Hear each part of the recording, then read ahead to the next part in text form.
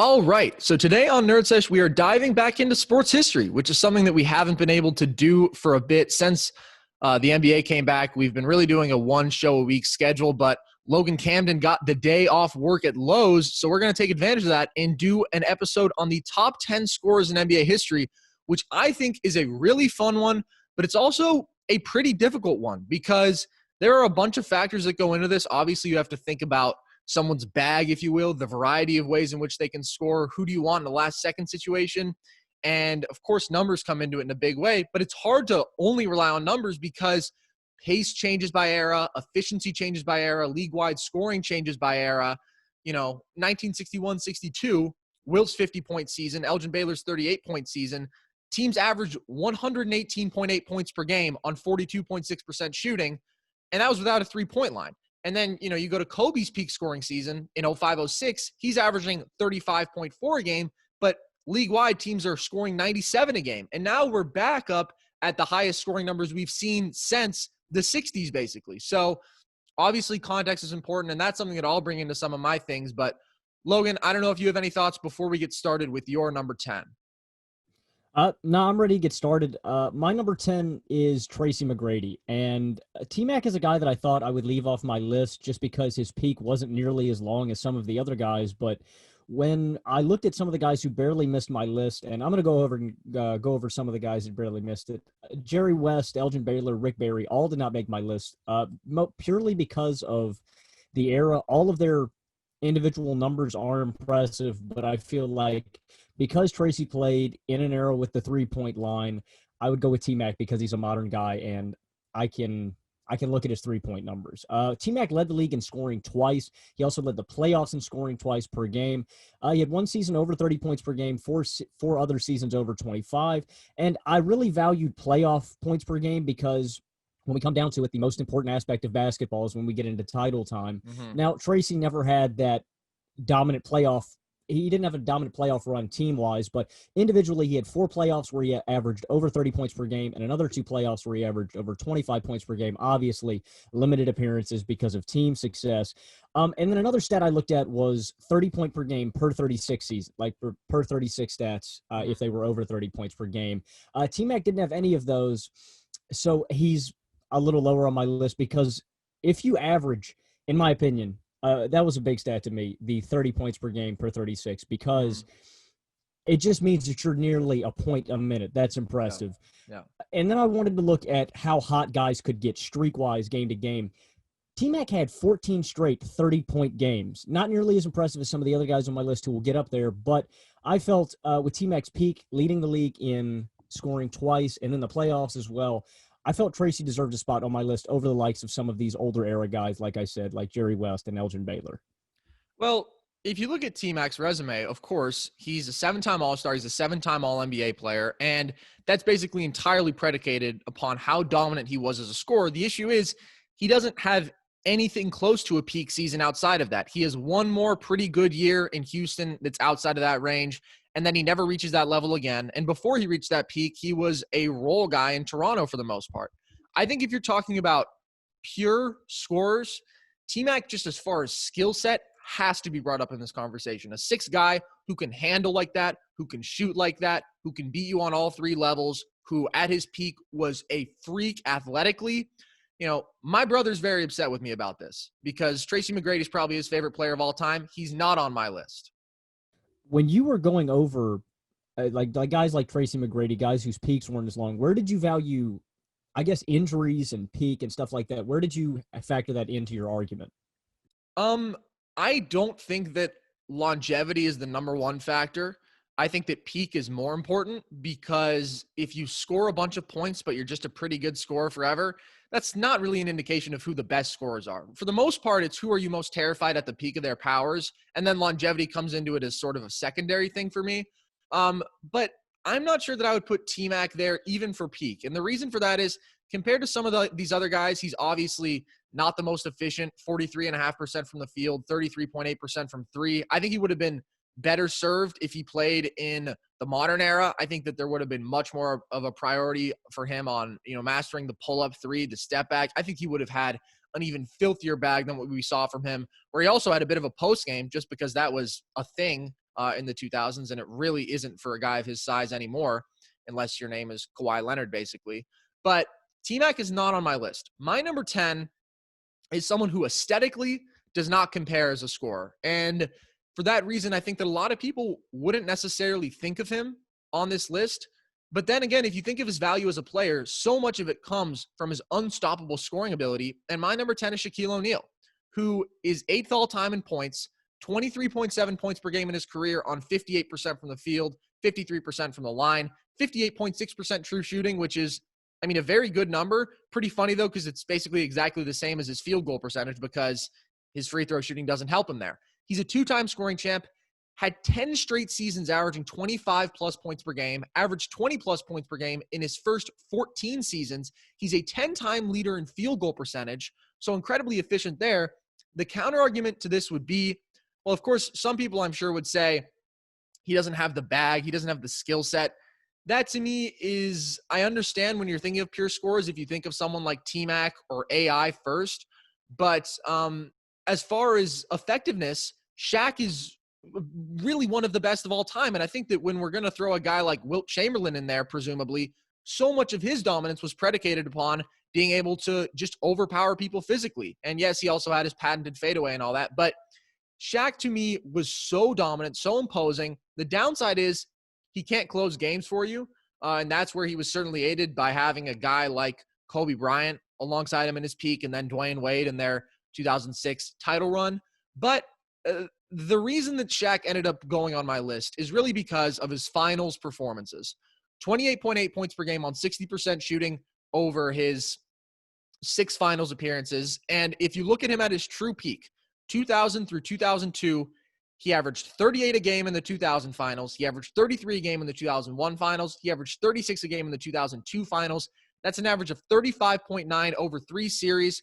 His playoff averages overall, 24.3, doesn't quite compare, but I do think that that is telling of a guy who, for a lot of his career, as incredible as he was, wasn't giving 100% for the most part. If you look at really probably the only season he was giving 100%, it was that 2000 season where the Lakers once went 67-15. He won almost unanimous MVP, and then he averaged 38 a game in the finals. But I think that the fact that he was just physically unstoppable, and that when he wanted to, he could go out there and get 40 and 20. Now, the 20 doesn't factor into this, but the 40 does. I ended up having to put Shaq on my list, but it left me with some really tough cuts. I left some names off this that really hurt. That surprises me that you have Shaq on the list. You made a good point. You phrased it well by saying aesthetically pleasing, because when I think score, I don't think Shaq. But exactly. Production-wise, Shaq produced on the floor. So I applaud you for taking the risk of getting Shaq on the list when that's probably not going to be well received. Thank you, I Logan. just don't think I don't know, I guess fans as a whole. Yeah. Well, my thought process is kind of, if we agree that Shaq is a top 10 player of all time, and by far his best skill set is scoring, and obviously he's a beast on the boards, but it's not like he was an all defense level player for most of his career. What he was an unstoppable scorer. So even if he doesn't look like T-Mac or look like AI, if he does it more efficiently, if he does it with better volume, more consistently in the biggest spots, it's kind of hard to leave him off. So let's move on. Who is your number 9? Number 9 is a guy I questioned if I would have him on my list at all, and it's surprising. It's the NBA's all-time leading scorer. I have Kareem Abdul-Jabbar at number 9, and it may surprise you that I have him this low, but I feel that just with the modern era and how the game has changed, I couldn't put Kareem dominance in the post. And don't get me wrong, straight out of college, he was the entire offense for Milwaukee. I mean, he bursted out the gates averaging 29, 32, and then 35 points a night, and then fit into an offense a little bit better, but he never lost that scoring. Statistically, the number that got Kareem on my list for sure was that he's a 5-time league leader in playoff points per game, which is important. He can carry an offense in the playoffs whenever, and of course, in that era, dominated by post players, Kareem was the best. He had 4 seasons over 30 points per game, another 6 over 25, and then in the playoffs, 4 playoffs where he averaged over 30 points per game, and then another 7 over 25.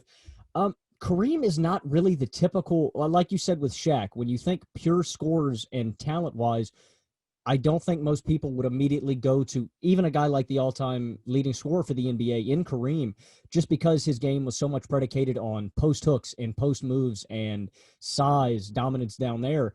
But I don't know. To me, there were more impressive skill wise and talent players in Kareem, especially now that we're seeing the 3 point line. Although, in that same breath, I do have Wilt Chamberlain quite high on my list.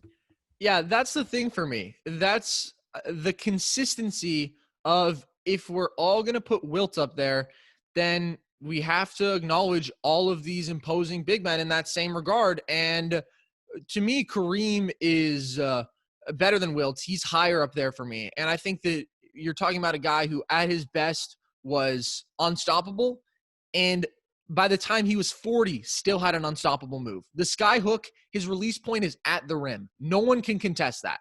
And it's one of the most incredible shots ever. It is the greatest shot ever. And that alone allowed him to be effective until he was 40. So, yes, you have young Kareem, who's also a freak athlete, but you talk about a guy who was dominant in the biggest spots. I think about the 1980 finals before he got hurt, when he's averaging 34 and 14. I mean, the guy was as sure of a thing as a scorer as you could ever see. My number 9 is a guy who's right up there in the all-time scoring list. I have Karl Malone, who is the number 2 scorer of all time and who I thought about leaving off my list entirely. But I think that the production is really too overwhelming to leave off here. You're talking about a guy that had the ultimate longevity, but career average of 25 a game on 52% shooting, 74% from the field, 58% true shooting, which, combines your efficiency from the field, from 3 and from the free throw line. Average 25 plus 12 times, 20 plus 17 times. And for me, that's just too much to deny entirely. But the reason I wouldn't have it higher is for a couple. He's not exactly the kind of guy who can take over the game in the same way as someone like a James Harden or a Kobe Bryant, someone who's some people might argue is in that same tier as far as true all-time scoring level. Obviously, he couldn't, right? He was a guy that was dependent on playing out of the pick and roll and out of the post for most of his career. But even then, he didn't have that same Wilt level upside for single game scoring. For the most part, I would say. Did get to the line a lot, which certainly helps with that. But really the issue for me was, even though this is a guy who still averaged 27.6 a game in the playoffs at 37 years old, that's ridiculous. Career playoff averages, definitely worse than the regular season, though. 24.7 a game on 46% from the field. To be shooting 46% from the field, considering the kind of shots that Karl Malone was taking, not great. For your raw scoring numbers to go down in the playoffs, just generally because guys are playing more minutes for the most part, also not great. And then in the finals, 19.6 points per game on 46% from the field, 67.5% from the free throw line. That's slightly unfair because part of that comes from his third finals appearance with the Lakers in 2004. But even then, he was unjustifiably bad because he had averaged 13 a game in the regular season. And even though he's 40 years old, and that, of course, is impressive, that's the expectation you're held to. Then he played 31 minutes a game in the finals and averaged 5 points per game. So he's a guy who, didn't average 25 a game in either of his finals with the Jazz. And it's tough to sort of, where do you blur the line between a big-time clutch performer and someone who's just a great scorer? But at the end of the day, if you aren't the kind of guy who can take over a game on command like that, are you really one of the absolute greatest scorers of all time? So I was closer to leaving Karl Malone off this list entirely than I was to putting him higher, even though the numbers are so overwhelming. It surprises me that you have Malone on this list because when I think of Karl Malone, I think of a player whose game is almost prehistoric and I don't mean that as in Malone just wasn't, he didn't have the size of a Shaq. He didn't have the size of a Kareem. Mm-hmm. And so much of his game was, I guess, predicated on post play and him being 6'9". I don't know. I think with the modern era and guys just have deeper skill sets than Karl. But, I mean, here's what I'm going to say. There are always people with superior skill sets. Kevin McHale might have probably is the best post moves of all time. Kevin McHale's not going to be on this list. It's, to me, about judging people compared to their contemporaries and really the effectiveness of what they did. Karl Malone was a bulldog down there. He was so strong, and for 20 years, the Stockton-Malone pick and roll was as sure of a bucket as you were going to get. And so even though he's not as exciting, not as aesthetically pleasing, he was damn good at what he did. So he has to be here for me. Although he actually doesn't have to be here, but he ended up here. Let's move on to your number 8, Logan. Of all the guys, Kevin McHale. This I'm just provides saying, he was dirty out of the post. this provides a nice segue. My next player was a guy who was coached by Kevin McHale. I have James Harden number 8, and purely number wise right now, because most of my argument and list was based on career numbers. Mhm. Harden is going to move up on this list. It'd be ignorant to say he's not. I can see Harden moving into the top 5. Watching him in person at a Suns game was unreal. I know for you and me, James Harden's game it's stupid. It doesn't make any sense how he makes the shots he does. Yep. Statistically, a 44% shooter from the field and 36 from deep. The knock on Harden for, I guess, being on this list early is he hasn't done enough in the playoffs. Yeah. And it's not like he hasn't been unimpressive. We just have not seen the Rockets go deep, and I really need to see Harden carry an offense deeper into the playoffs for him to move up higher. A 3-time league leader in regular season points per game.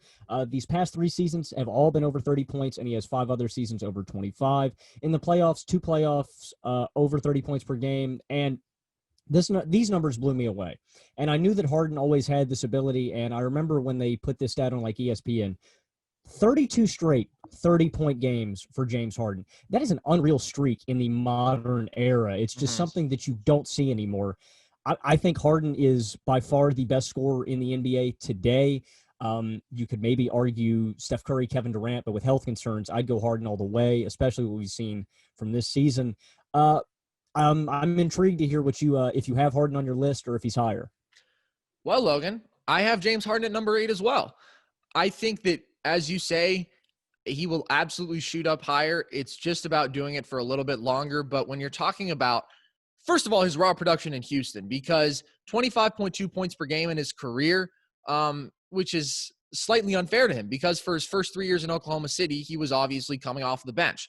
And that happens for a couple guys. But when you're, only 31 years old or whatever, it unfairly affects your numbers, I would say. In Houston, 8 seasons, 29.6 points per game. And he is just reaching his peak right now.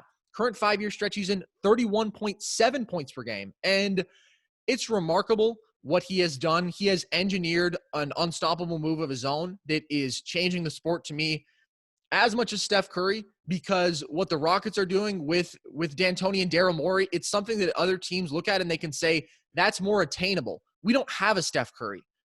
We can't pretend that we can create a Steph Curry, but can we get 4 good shooters to put around our great scorer who works so hard on developing one move that opens up everything? Maybe. It's not easy to do, but the numbers say it's what you should at least try to do. Of course, though, the issue with Harden and the reason that I can't have him higher right now is even though he has almost developed a cheat code mathematically of shooting this unstoppable 3, only taking 3s and shots at the rim, getting to the line as much as he does, manipulating officials, and drawing fouls as much as he does, many of which are legitimate, many of which also are not. But even the revelation to kick your leg out on 3s just to try to get a foul there, or to make it very obvious when your landing space has been infringed upon. There are so many things that he does that just make getting those points so easy, which is why he's still really efficient. 61% true shooting. Obviously the raw field goal percentage won't do it justice because he's taking so many 3s, but he gets to the line a bunch, and obviously he's great there. The issue is 23 a game in the playoffs on 42% from the field, 33% from 3 in his career. Again, that's slightly unfair, but even just in his time in Houston, down over a full point per game to 28.4 on 41% from the field, 32% from 3. And I think what we have always seen with Harden is when you get into the playoffs, the game stops being a math equation. And you need to be able to use that mid-range, and you need to be willing to adjust. And he has never been able to do that. And he's also always fatigued and worn down. You're talking about a guy who in the last 3 seasons has had a 60-plus point game in each one, and he's never had more than 45 in the playoffs. Obviously, points are harder to come by in the playoffs, but that's a huge disparity for a guy who almost averaged 40 a game for, a month and a half of this season, who averaged 36 a game last year, and he hasn't been able to hit that 50 mark in the playoffs just because his style is not as conducive to playoff bucket getting. So maybe his ceiling is here, because when I think about the guys I have above him, those are dudes who did it in the biggest spots over and over again, especially the guy I have immediately above him. And James Harden does not have that on his resume. And Harden in the playoffs, refs are just not going to give you the same calls you're going to get in the regular season. Obviously, his Exactly. game is so much built on free throws. Hmm. He's just obviously not going to score as much. Exactly. And the free throw, even this year already, the free throw attempts are down like 2.5 from the regular season. It happens every single year. His free throw attempts go down in the playoffs. His efficiency goes down. And for the most part, his raw scoring goes down as well. So let's move on. I do think, though, we need to acknowledge that this stretch Harden's in right now is absolutely historic. Even with the offensive explosion in the NBA right now, it's like nothing we've seen since probably Jordan, or if you consider the era that Kobe was playing in and just how low scoring it was, maybe Kobe. Number 7, who do you have? I got Iceman, George Gervin at number Oh, I 7. love it. I think Gervin is I think Gervin is criminally underrated in circles now just because he spent, some of his time in the ABA and so many people just don't talk about him as much. 50% from the field is what blows me away for George Gervin. A Mhm. shooting guard / small forward who is 6'6", 6'7", and can shoot 50% from the field. Obviously, newer numbers, shooting guards and small forwards are never going to come close because they shoot way too many threes.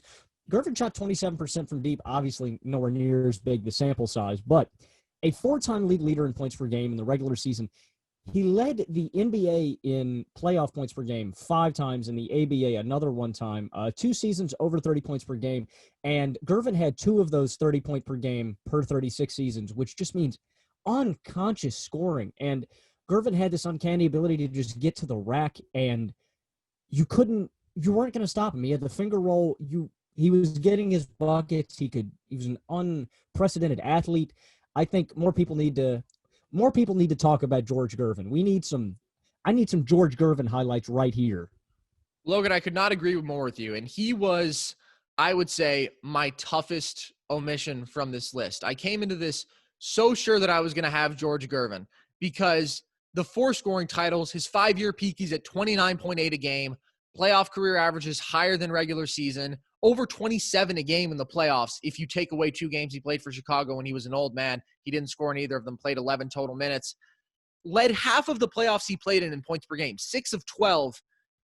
The dude was on another level. And I think that if you look at the era he played in, he is the greatest scorer of that era. I take him over Dr. J. I take him over Rick Barry. He is remarkable what he was able to accomplish with that consistency and doing it in the playoffs.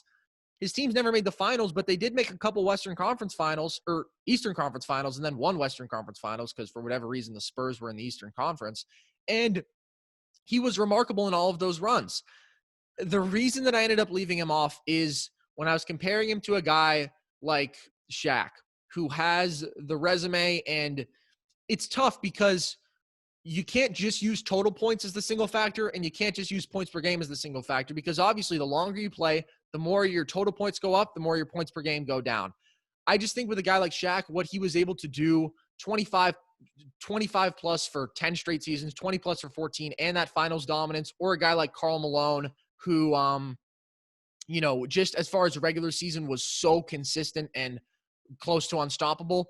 What I will say, Logan, and now that I'm thinking about this, as much as I love the Iceman, you can't have him over Harden.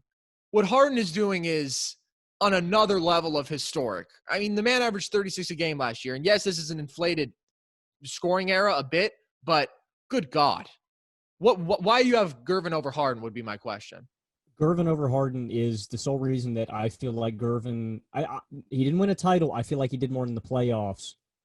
Harden has yet to lead the playoffs in points per game. Yeah. And if Harden had even done it once, I would have had Harden higher on my list. But for the pure fact that he's never led any play, and Gilbert Arenas did it in 06, which Gilbert played 7 games. You're telling me James Harden can't lead playoffs in scoring for 7 games and then get taken out? I thought that was the sole disparity between Gervin and Harden. Well, that is a telling statistic when you're talking about a guy whose entire offense is predicated upon, I have the ball the entire game. I shoot as many times as I want. I get to the foul line as many times as I want. And he just hasn't been able to replicate in the playoffs. So I guess I shouldn't have said that you can't have Gervin over him, but it's a really difficult selling point for me just because this 5-year stretch that Harden's on is so unbelievable. but I love the Iceman. And if you're talking about aesthetics, he's easily above Shaq. I mean, the finger roll obviously is a thing of beauty, which he pioneered and popularized in basketball. And he was able to use it in a way where it was really practical. It wasn't just, that's what's so incredible about it, is now it's become a purely aesthetic move, basically. He was actually using it as a way to get the ball, to keep the ball away from rim protectors and to get it in there with touch. So the dude was just an absolute beast. My number 7 is Jerry West, who I really considered having one spot higher. And I'll get into that whole debate I had there. And you're going to be shocked that I was even considering putting him above who I was considering putting him above.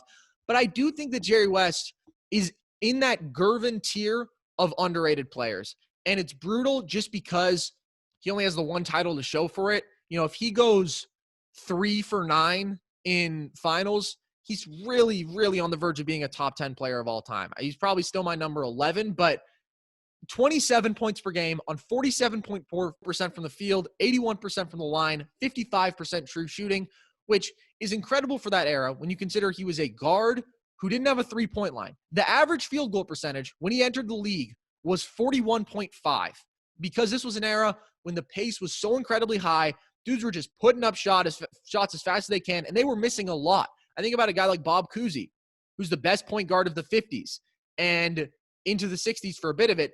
And he was shooting in, 36, 37% for his career. That was slightly up by the time that Jerry West came into the league, but 41.5% league-wide. That's including centers and big men. And then you look at what he comes in for his career as a guard, shoots above 47%, just to pick out one season, 64-65. The league average field goal percentage, 42.6. As a guard, Jerry West shot 49.7%. So the efficiency stands out to me. He had 11 straight seasons averaging 25+, 4 seasons averaging 30+. In the playoffs, 29 points per game on 47% from the field. He's a 4-time playoff point per game leader. 64-65 postseason, averaged 40.6 a game, and they made the finals that year. And then, of course, what he's most famous for is his ability to do it in the biggest spots, to carry his teams in the finals, even if they couldn't win. 30.5 points per game on 46% from the field, 83% from the line across his long finals career. That's from 9 different finals appearances. In the 69 finals, averaged 38 a game over 7 games. And, of course, that's when he won finals MVP, but didn't win the title. He had 53 in game 1, 40 in game 4, 39 in game 5, 42 in game 7. He was a guy who never didn't show up. He got better in the best spots. And basically the only logical reason I could bring myself to not have him one spot higher is slight error inflation as far as points per game, which I will get into because, again, he was around for 12 of like the 15 highest paced seasons in league history. Maybe not exactly that, but this was really an exceptionally, I shouldn't even say high pace because I think that's slightly unfair because guys were shooting worse from the field. So if the pace is higher, that doesn't necessarily mean that they were scoring more, but they were scoring more. It was actually 12 of the 15 highest scoring or something around there. So Jerry West has to be here for me. He has the iconic big game performances and the regular season consistency to make him a must-have for me. Carson, you just spit. I should have had. I mean, after that, I'm thinking, how did I even put Tracy McGrady on my list? That was great. Yeah, and I'm looking at the numbers too. 7 playoffs over 30 points per game is stupid. Another in 1965, 40 points per game in the playoffs. And, of course, all the finals appearances. Yeah, I'm going to redact my Tracy McGrady pick immediately. Right. Let's get Jerry West on there. I mean, I think what's interesting, Logan, is when we're talking about these lists, we have a tendency to think of guys who are sort of iconic scorers, like a Tracy McGrady, like an Allen Iverson, like even a George Gervin, who I love and I would have loved to have on this list, but I had to barely leave him off. But a lot of the times the reason people become quote-unquote iconic scorers is because they had shortcomings in the rest of their games. And a lot of the players who are top 10 guys of all time are on that level as scorers, if not better. They just also happen to be better at everything else. And I mean, it's really hard to become an all-time great player without also being an all-time great scorer. That's what it comes down to. So let's move on to your number 6. Who do you have? My number 6 is a guy you just mentioned. I have Allen Iverson at 6. And I can see people maybe making the case for Harden over AI. AI has just had more playoff success. He got to the finals and drug ugly Sixers team to the finals and was their entire offense. Led the league in scoring 4 times, led the playoffs in scoring twice, 5 seasons over 30 points per game, another 6 over 25. In the playoffs, 4 different seasons of 30 points per game. And his streaks, not as impressive as other guys. And the reason I keep bringing up streaks, Wilt's numbers are stupid when it comes to streaking, obviously by pace. AI 8 straight 30 points per game, 5 straight 40 point games, and then 2 straight 50 pointers. AI just knew how to get buckets, and I wish the stereotypical argument. I wish that AI was 6'5" because he may have been the greatest scorer of all time. Stupid quick, had such a great handle, just knew how to score. And you mentioned shortcomings in their games. I mean, it's not like AI was a dominant defender. Yeah, AI got steals, and I think that's maybe why people remember him as being such a great scorer. But I felt it was a necessity with what he did with that Sixers team to bring them to the finals with nobody else around him. I felt it warranted a spot, at least on my list. Well, Logan, Allen Iverson is not on my list. And I think that that's probably going to be the most shocking decision that I make for the American populace. And the reason behind that is basically that, yes, of course, I mean, what he did in the 01 postseason, absolutely ridiculous, averaging 33 a game with that ragtag squad alongside him and taking them to the finals, putting up the 48 burger and beating the 01 Lakers in game 1. Absolutely ridiculous. The man had a will to score like almost no one in history. What he also had, though, was the ridiculous confidence to shoot every single time. And at the end of the day, the man shot 40% from the field in the playoffs. And yes, he was an absolute bucket getter. And it's not like I wouldn't have him sniffing my list, but I didn't have him on my list because I just felt like, you know, of course he has the ability to go crazy on any given night, but more than anything, it's just the man was so willing to shoot and to take that physical bruising over and over again. And that's part of being a scorer. Absolutely. But when you can average 31.4 points per game on 39.8% from the field in one season where he's playing 44 minutes a game, how much of that is real scoring ability versus just willingness to shoot and to play as hard as you can and get as many minutes as you can? And I'm not going to act like he doesn't have one of the nastiest handles ever and like he wasn't a freak athlete and like he wasn't a genius mid-range shot maker and finisher around the rim. Of course, not a great three-point shooter. I don't really ever hold that much against guys if they're playing in the 2010s era, just because people didn't understand the value of that shot. However, he was incredibly inefficient from 2-point range as well. And I couldn't really criticize someone for having him here, but I think that sometimes we romanticize him because of the 01 playoff run. You know, it's not like he ever carried a team like that again. He won like 3 other playoff series in his entire career, and that's not what it is to be a scorer. To be a scorer is not to be a winner. He's higher on my all-time scorers list than he is on my all-time winners list or all-time players list, certainly, but he's still not on my all-time top 10 scorers list just because aesthetically, skill set wise, obviously he's on a different level from Shaq. But if Shaq can get me 38, 33, 36 a game in the finals incredibly efficiently, then I just think that that's something that I want more on my team. I think AI is going to stand the test of time. I knew that the efficiency argument is there for a lot of the smaller guys. You could make an efficiency argument against Harden if you wanted. AI is much worse. I'm not comparing the two, but I think the reason that AI will stand the test of time is because he retired so early and told every team, I refuse to sit the bench. That 26.7 point per game average is going to stick around while other guys slowly tick down. That's why I think he may be slightly overvalued in the history books. When people just look on Basketball Reference and see it, and they'll slightly overvalue him. It's that, and he'll also be overvalued because he's sick. He's an incredible player. If you're going to watch a highlight reel, there's not many you take over Allen Iverson. If you're talking about a cultural icon, there's not many names that come up before Allen Iverson. So it's the legend and the aura that surrounds him. And also, you're right, he never let it get bad, really. His last great season was probably when he was 31, and then he just didn't really stick around after that. Or maybe 32, only played a couple more seasons. So AI, not on my list. My number 6 is Kobe Bryant.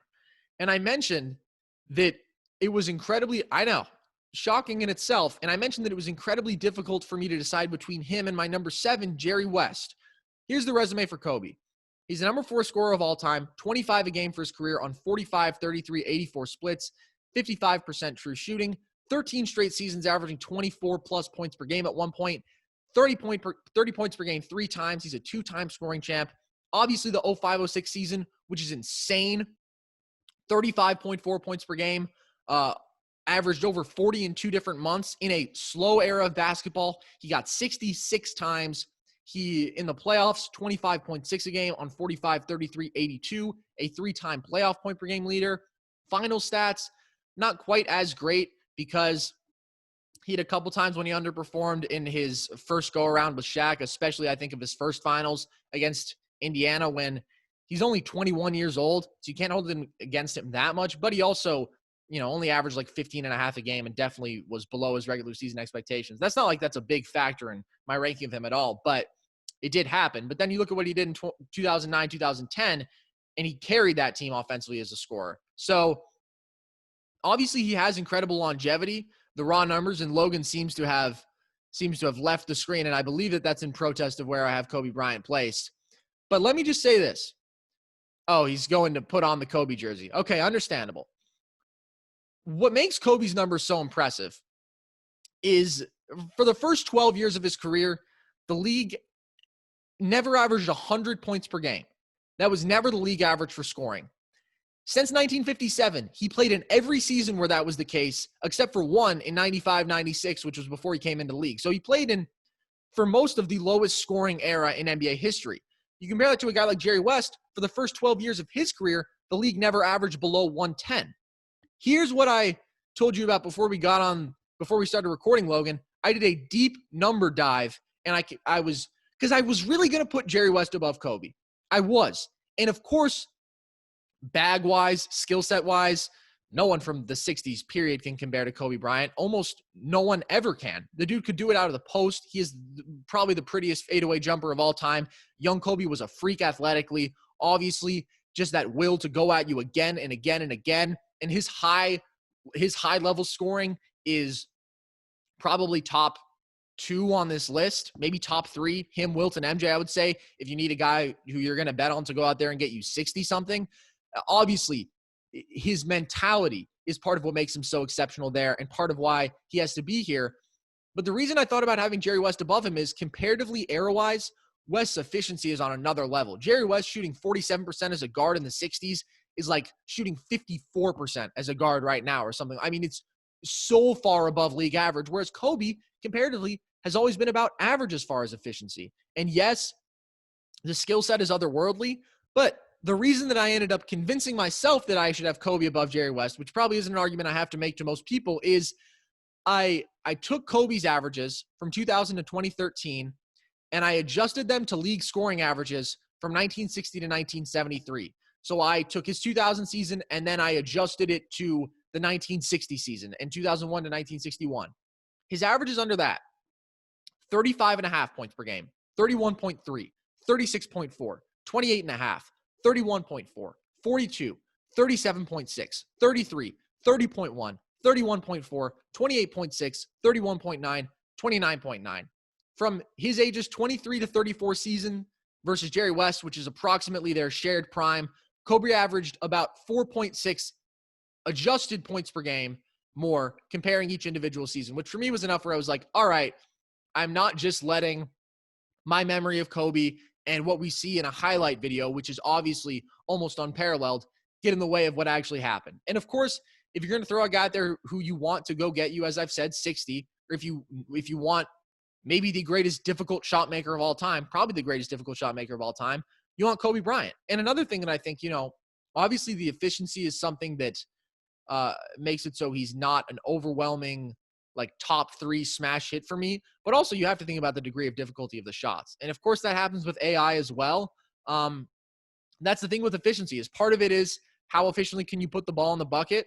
And if you have unstoppable moves, that's great. And that's ultimately to your credit, of course, with a guy like Shaq or a guy like Karl Malone who could just do the same things over and over again. But when you're doing it on double teams, when you're doing it off one leg, off balance from all these different angles over and over again, like Jamal Murray, one might say, that deserves extra points. So Kobe, my top 7 was very clear for me. And then after that, it was a little bit, actually Harden was pretty clear at 8 too. And then the 9 and 10 spots were difficult to fill. But really, this is more of a pro Jerry West thing than Kobe. I just think Jerry West is someone we don't talk about enough, who was historically great in the biggest moments. But Logan, I'm sure you're furious with my placement of him, and you may be more furious with it in about 1 minute. But what are your thoughts on this? So you have Kobe at 6. Yes. That doesn't make sense to me in the fact that I can't figure out who your 5th guy is, because I know who is above the 6th spot for me. I'm going to be really intrigued to figure out who this 5th man is. I think you have Kobe obviously way too low. I think you're undervaluing. Streaks was a big thing for me. I wanted to see guys who could get hot and go on a run game to game. Yeah. And Kobe's streaks is what really put him. We're gonna get to where I have Kobe on my list, but 16 straight 30-point games, 9 straight 40-point games. He did that twice, and 4 straight 50-point games. It's just something that you don't see in today's era. It's something that you wouldn't have seen from anybody outside of like MJ or Wilt. And then he had a per 36 season of over 30 points per game. He had 5 different playoff years over 30 points per game, and of course his 81-point performance. He led playoffs in scoring 3 times. Wow, that hit me like a ton of bricks. I'm at a loss. It's all true. I just think that at the end of the day, scoring is not purely an aesthetic thing, and that to me is to the detriment of. I mean, you're right. At his highest level, he was unstoppable as a scorer. The 35-point per game season in that era, when teams are averaging 97 points per game, is insane. Absolutely insane. As I mentioned, it's the equivalent of 42 a game in the same era for Jerry West or Elgin Baylor or Wilt, who were all playing around then. But the 5 versus 6 was a bit of a debate as well, but I'll get into that when I get there. So who's your number 5?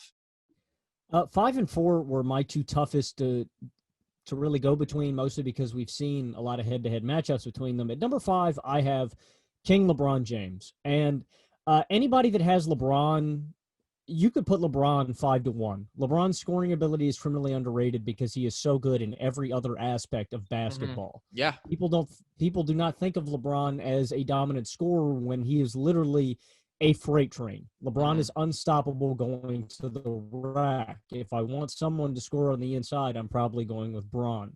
And statistically, LeBron, as an argument, holds up. League leader in points, if you want to knock that one out. 3-time league leader in playoff points per game. Only 2 seasons over 30 points per game, but then another 13 over 25.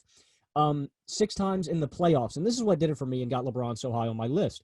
6 playoff years over 30 points per game, and then another 7 over 25. LeBron, obviously on a skill level compared to a guy like, in my opinion, Kobe, even Harden, KD, guys like that. He's obviously not as tremendous an outside shooter, but that would be completely discrediting his inside game. LeBron is the most unstoppable finisher in the game. Yeah. I have LeBron at number 5 as well. And for me, it's really difficult to make an argument for Kobe over LeBron as a scorer that is rational and logically based. Because, of course, if you're picking someone to go get you 80, maybe you take Kobe. And if you're talking about the more beautiful scorer, you definitely take Kobe. I mean, just the fact that he could do it out of the post like he could out of the mid-range. Obviously, it's on another level as far as being aesthetically pleasing. But LeBron has averaged 25-plus points per game for 16 straight seasons. He has consistently elevated his scoring in the playoffs. 29 a game on 49, 33, 74 splits. When he needs to, he can bulldoze people over and over and over again. I think of what we saw in the 2018 finals game 1, where he just had 50 by abusing switches over and over again, killing little guys out of the post. We see him do that now with more regularity than before, where he'll just abuse you out of the post. He's added the step back 3 to his game as a sort of patented move that, yeah, he's not incredibly efficient on it, but it's also a way for him to get his own shot that you cannot affect late in games. And that's dangerous. And then, of course, it is the physical imposing. It's the physical freak that is LeBron James. As his younger self, he was faster than everyone else, and he was just a freak. Now he's stronger than everyone else. And if you look at the Heat version, he was a guy who was able to do it with the ball or in transition, just as a weapon with or without it. he's one of the greatest transition scorers of all time. When he needs to be in the playoffs, he still manages to be such a great half-court scorer because of the fact that he's a good enough shooter off the dribble that he can always kill you in that way if you let him. And finals performances, he's one of the best. 28.2 a game on 47, 34, 74 shooting. In the 2016 finals, averaged 36 a game. And I know that people's instinct is probably to say the reason they would have Kobe over LeBron is it's easier for Kobe to take over a game as a scorer. And I guess that's true to a certain extent, but also, if LeBron weren't the brilliant passer he was, I'm not sure that that would be the case, because he is a guy who can go out there and get you 50 almost on command if he needs to. And it's easier for him to do it more efficiently because he doesn't have to make the kind of shots that Kobe had to make. He can just overpower you. He can dominate you. And he's been able to do that for so many years of his career. He can do it in transition. The man is on a different level efficiency-wise. He's a better volume scorer throughout his career. And his consistency is almost unparalleled. 16 straight with 25-plus points per game. No one else has ever done that. I couldn't have him higher because he doesn't have as high of a peak as a scorer as the guys that I have above him. But the man is utterly ridiculous there. Utterly ridiculous. So we agree on LeBron at 5. Let's move on. Who do you have at number 4? Number 4, I have Kevin Durant. And I had a brief Durant versus LeBron debate for a second just because, it's a tough one. Kevin Durant's a better outside shooter. LeBron is more dominant on the inside. But I went with KD because statistically, the argument doesn't match up. Durant has led the league in points per game 4 times. He's led in playoff points per game 5 times. 2 seasons over 30 and 9 over 25. And then in the playoffs, it just comes right back. 2 playoffs over 30 points per game and 7 over 25.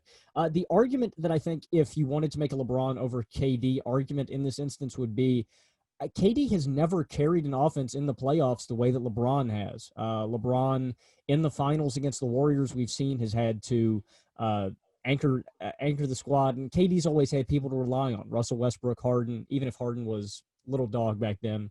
And then guys like Curry, Klay Thompson, Draymond Green, he's had more pieces around him, in my opinion. And yes, you get what I'm saying, though. Durant, purely as a scorer, is a better shooter of the basketball. They play in the same era, so it's a lot easier to compare. And maybe this is an instance in which if you wanted to go LeBron over KD, I would say that KD is so lackluster in other areas, defense, passing. He's not as dominant as LeBron. Maybe that's why people immediately go to KD as a better scorer. But if I want a guy who's going to get pure buckets, I'm going Kevin Durant over LeBron James, and that is what ultimately forced my hand. And KD has had a streak of 12 straight 30-point games. LeBron's longest is 10. Yeah. For me personally, it would be really tough to make a LeBron over KD argument. The effortlessness with KD, which with KD can score, the versatility he has as a scorer, and the fact that he can do it on that volume as well, as consistently as he can, I have him even higher. My number 4 is Wilt Chamberlain. And obviously, he's just below Michael Jordan for the all-time lead in points per game at 30.1. He's the number 7 scorer of all time as far as total points. Did it on 54% shooting over his career. Physically unstoppable and dominant like maybe no one ever, except maybe Shaq.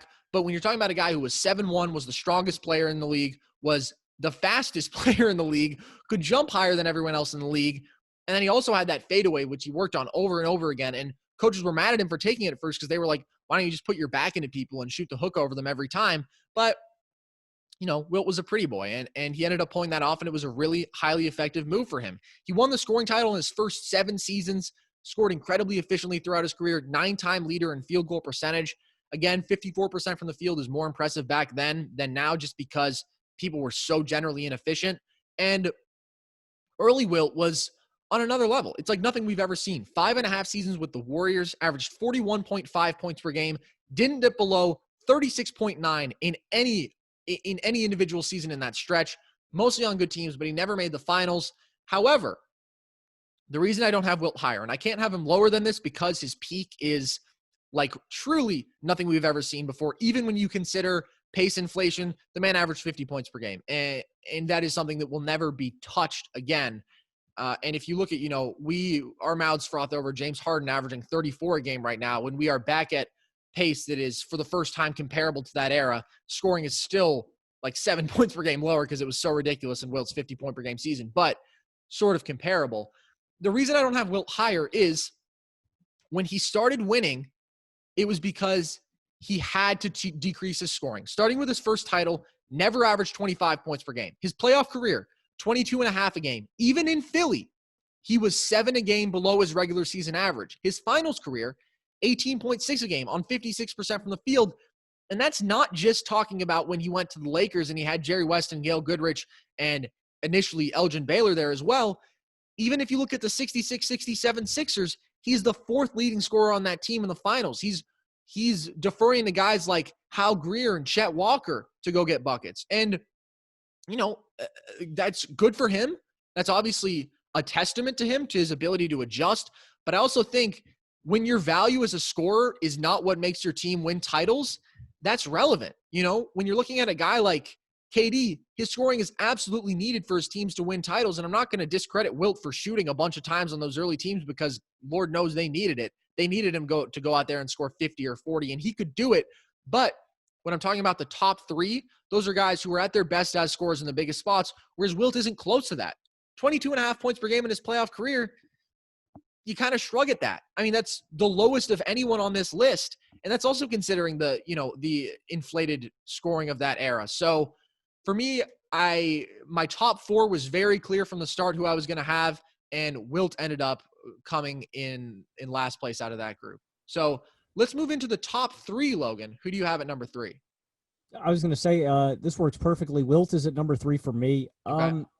I initially thought, just looking at Wilt's numbers, the record books, Wilt was going to be number 1. I asked my dad, I said, who do you think's number 1? He said, oh, probably Wilt.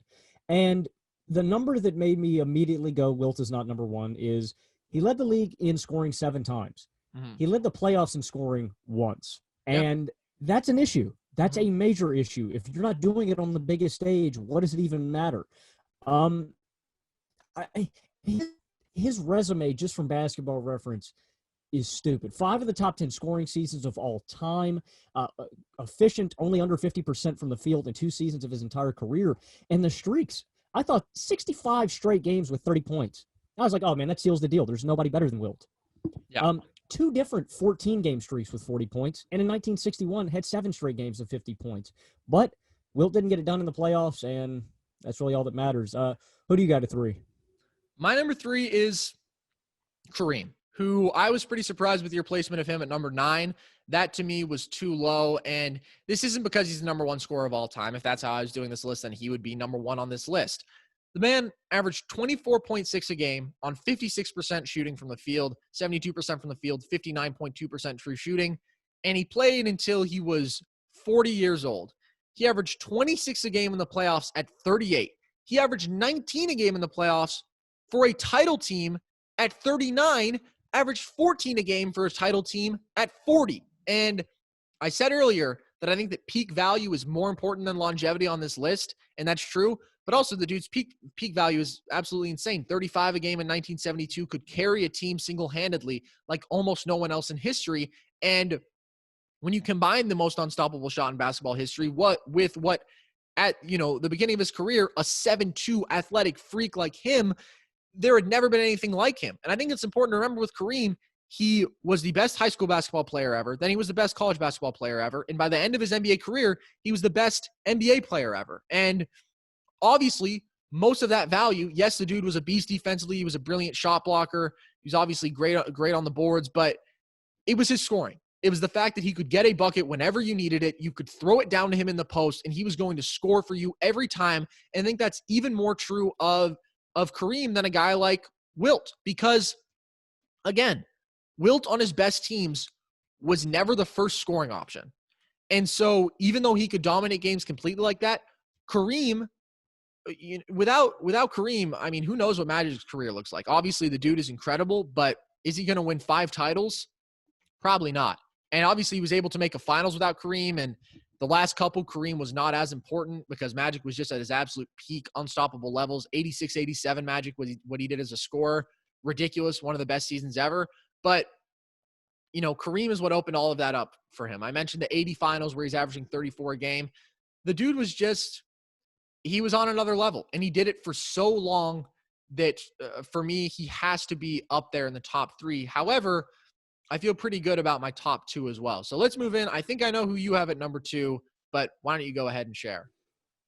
I got Bean at 2, and it really surprised me how low you had him. I just Mhm. figured,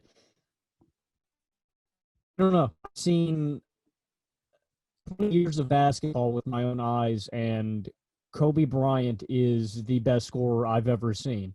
That is the metric that put Mhm. Kobe. I initially put him at 3 because I thought he's going to be behind Wilt, and then Mhm. I looked at the numbers, and there's just no guy outside of obviously who is number 1. I'm assuming we're going to agree because it shouldn't be close with the Yeah. numbers given. Yeah. That Kobe is the only thing close to.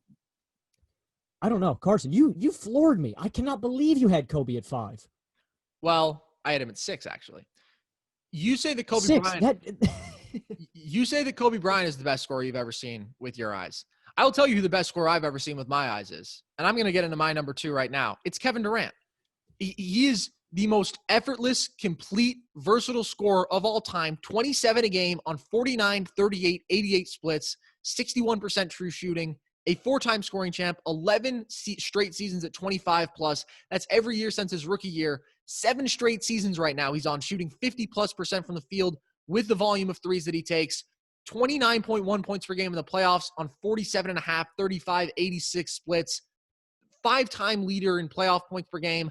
If you look at just last year in the playoffs, he was at 32 plus on 51, 44, 90 splits. In the finals over his career, 30.3 on 55, 45, 91. The 2017 finals, 35 a game on 56, 47, 93 splits. It is, to me, you mentioned how he's never had to carry a team like a Kobe or a LeBron in the playoffs, and that's probably true, but I don't think that detracts from his resume as a scorer because he absolutely could. I mean, one of the weird things with him is his career high is 54 points per game, but think about who he's had to share touches with throughout his career. Obviously, Russ and a blossoming James Harden early in his career, and now if you look at his time with the Warriors, Steph and Clay, and now he's going to be with the Nets, and he's going to have to share that with Kyrie. I don't think that that's to his detriment, though, because if you look at what he did in the 2017 finals, he went out there and he said, I'm by far the best scorer on the planet.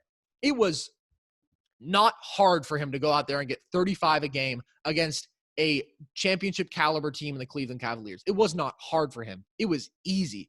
And part of that is just the fact that he has that ridiculous shooting ability at 6'10". Obviously, he has a handle like we've never seen from a guy of his size. He has underrated athletic burst. The man can throw down some ferocious dunks, and he gets to the rim, really really consistently, and obviously does not miss many free throws if he gets fouled once he gets there.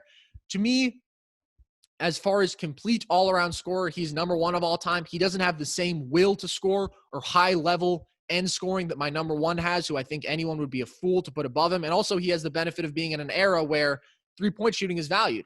Just in general, we have more good three-point shooters now than ever before, by far.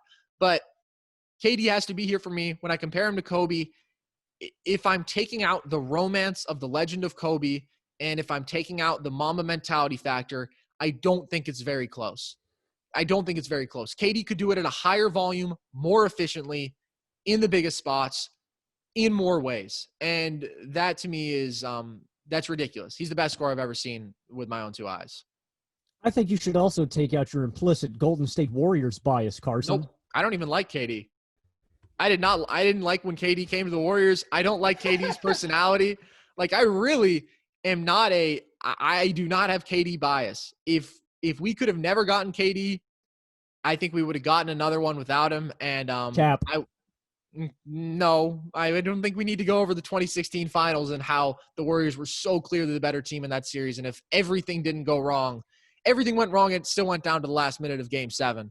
But KD is like nothing I've ever seen before. LeBron doesn't compare to him, even with his physical will to overpower people. And yes, he can score at that high level. He doesn't compare because it's just so easy for KD. And that's sort of, when I think about a guy like T-Mac, it's the effortless factor. They just do it so easily. The difference is T-Mac looked like he was doing it easily, but he missed a lot of shots. KD really doesn't miss much. And he has to be here for me. Do you have anything else you would like to say about Kobe at number 2? No, Carson, I appreciate your boldness on the KD pick. It took cojones to make that call. Thank you. I mean, to me, honestly, it's not that tough because I think that just because he hasn't been a guy who shoots as much as an Allen Iverson. Allen Iverson averages like more than 3 more field goal attempts per game than KD and less points per game, just because he hasn't been that just because he hasn't had really a selfish attitude, and that he's been willing to let the game come to him, especially in his Warrior years.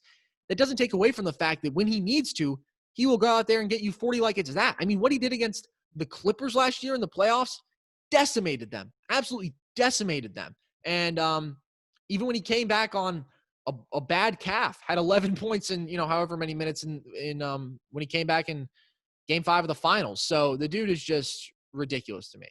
So let's go to number 1, Logan. I think we both know who we have, but why don't you tell the people? I've changed my opinion. Okay. If you think LeBron James is the greatest basketball player of all time, I do not respect your opinion whatsoever on basketball. The research that we did for Michael Jordan as the greatest scorer of all time, it's not close, and the numbers just run away with it. A 10-time league leader in points per game, also a 10-time league leader in playoff points per game. 1987, 37 points per game, 5th highest all time. 1988, near 35 points per game, 10 highest all time. And 7 straight seasons from 87 to 93 of over 30 points per game. His per 36, or no, excuse me, that stat was wrong. His per 36 was like 36 and 87, not 44. But 8 seasons over 30 points per game, 4 other seasons of over 25 in his streaks. 11 straight 30-point per game, 30-point games, 9 straight 40-point games, and 3 straight 50. Michael Jordan is by far the greatest scorer of all time. If anyone holds another opinion, it is stupid. It is a bad take. Yeah, this is far and away the easiest selection on this list. Career 30.1 points per game. That's the most of all time on 50, 33, 83 and a half splits. And of course, that includes his 38 and 39-year-old seasons in Washington when he hadn't played for a few years, went out there and was still able to get 20 plus a game. In his Bulls career, though, just taking out those last 2 years that realistically never should have happened, 31 and a half a game on 50.5, 33, 84 splits, 57% true shooting. If you're going to point to any, you just have to understand that in the context, people weren't shooting threes like this. It was just harder to be efficient as far as advanced metrics go. And I mean, if people say things like LeBron's a better 3-point shooter than Michael Jordan, it's like, really, do you think that would be the case if they valued threes back then? Of course not. The man was unstoppable on a different level. He played 20 plus games in just 11 seasons with the Chicago Bulls. I mean, that's important to remember. That's really how short Michael Jordan's career was. It was 11 years in which he did everything, in which he won the 6 titles, the 6 finals MVPs, the 5 MVPs, the defensive player of the year. But most crazily, the 10 scoring titles in 11 seasons. Because sorry if I'm not going to hold a year where he played 18 games and another one where he played 17 games against him. He's not eligible. And in his, it's just so ridiculous. In his second real season, he averages 37 a game. His second ever postseason scores 49 and 63 in the first 2 games versus the 85-86 Celtics, universally regarded as a top 5 team of all time. He led 10 of his 13 career playoffs in points per game. In the finals, 33.6 a game on 48, 37, 81 splits. Averaged 31 plus points per game in 5 of his 6 finals. And when you look at what he was able to do on the high end, 92 and 93 finals, 36 points per game, and then 41 points per game. I think of what he did against the Phoenix Suns. I mean, that was pure decimation. And yes, it was a fun duel with Charles Barkley, who was going off as well, but I mean, he got 50 plus in that series. He averaged over 40 a game in a final series. What more can you want? He could do it in every way that was relevant at that time. He was the greatest guard ever at attacking downhill. He's the greatest at-rim finisher ever. He was comparatively the best athlete ever at that time from the guard position. He was the best mid-range shooter of all time. There is not a thing that you can point to that he was not the best ever at when it comes to scoring the basketball. And that stands the test of time. And you cannot possibly have so little objectivity that you think LeBron James is on the same level with Michael Jordan as a scorer. The per game stats don't support it. The skill set doesn't support it. Doing it in the biggest spots doesn't support it. LeBron is great. We both had him at number 5 on our list. There are levels to this, though. And if you're not willing to concede that, then you're a fool. Because Michael Jordan is unequivocally the greatest scorer of all time. Wilt doesn't compare. Kareem doesn't compare. KD doesn't compare. Kobe doesn't compare. LeBron doesn't compare. Whoever you want to put up there, it's MJ, and everyone else is in the race for second. And you said it. They don't compare. The per 36 numbers for Jordan is another thing that sealed the deal. 5 seasons of over 30 points per game per 36 wise, because, per 36 allows you to compare Yeah. all kinds of players, all kinds of eras. Mm-hmm. No one else has over 3. James Harden has 3 of them. I mean, like you said, levels. Yeah. No, there really are just levels to this. And he could do it in every way. And, there's a reason that he's the GOAT. I'm going to say the 11 seasons one more time. 11 seasons he won 10 scoring titles every year but his rookie year. I mean, come on, man. And he still averaged 28 a game as a rookie, which, you just didn't do at that time. So quickly, let's go through some honorable mentions. I know George Gervin was a really tough omission for me. My other one that was probably the toughest, Elgin Baylor, who's a 27-plus point per game scorer throughout his career. Neither of us had him. Averaged 24-plus in 11 of his 12 real seasons. He had a 3-year stretch when he averaged over 35 a game. He scored 60-plus 4 times, has the final single-game scoring record, has a 71-point performance, 27 points per game for his career in the playoffs. He had a 4-year playoff stretch of averaging 36 a game, which includes 2 finals runs in that 4-year stretch. But for me, it was just, he doesn't compare to Jerry West. I would say Jerry West was always better in the biggest spots, and Baylor was a different kind of athlete at that time around the rim, but his efficiency wasn't exceptional. And even for that era, and this was, again, he played during the 8 highest scoring seasons of all time. And I think that matters if you're just going to use points per game as a metric. So he was a tough cut for me. Rick Barry was another tough cut, just because if you look at him at the high end, 4 seasons at 30-plus points per game, including a 35.6 point per game season. 4 of his 6 highest scoring seasons came in the ABA. He dropped 9 a game from his last ABA season to his next NBA one, which I do think is relevant. But then he came back up to 30 points per game in the NBA 2 seasons later. And obviously is the all-time finals leading scorer in points per game. So he was a tough cut. AI, Steph Curry, just because of how he's weaponized the three-point shot and how easily he scored over 30 a game on 50, 45, 90 efficiency. That'll probably never happen again. T-Mac was another one I considered. And, there's a bunch of guys. Dr. J is someone who could be on this list. Akeem, again, not someone you think of first because scoring wasn't his greatest asset. But as far as post scorers, he's probably the most polished and best ever out of there as far as just, variety of moves. It's either him or, again, Kevin McHale. So those were some tough cuts for me. Logan, who do you want to shout out? You ran down most of the guys I had on mine. I left Jerry West off, and that was a tough cut. Rick Barry, Elgin Baylor, Steph Curry. I also looked over Bernard King. I feel like Bernard deserves a shout out. Peak was brief, but it had its valleys and then I had Carmelo Anthony as well. Melo's never going to make a top 10 scorers list, but damn, he was fun to watch. Yeah. Well, and just to shout out some guys in the Bernard King, Melo, more traditional pure scorer realm, you have to shout out Alex English and Adrian Dantley, who were guys who just throughout the 80s got buckets every single year. Alex English is the leading scorer of the 1980s. Adrian Dantley had 4 straight years where he was averaging 30-plus a game. And those are 2 guys who obviously are not in this realm as all-time players, but as pure scorers, you have to at least consider. Adrian Dantley averaged 24 a game. Now, he wasn't a great guy to have on your team. And I think, there's a reason that the Pistons won the title once they got rid of him, but absolutely a beast as a scorer. So that's going to do it for us here today. This was a fun one. It was definitely a difficult one to work all the way through. Had to leave some tough people off and had to make some tough decisions, but it's fun at the end of the day. So that's going to do it. I've been Carson Brabber. I have been Logan Camden. And this was Nerd Sesh.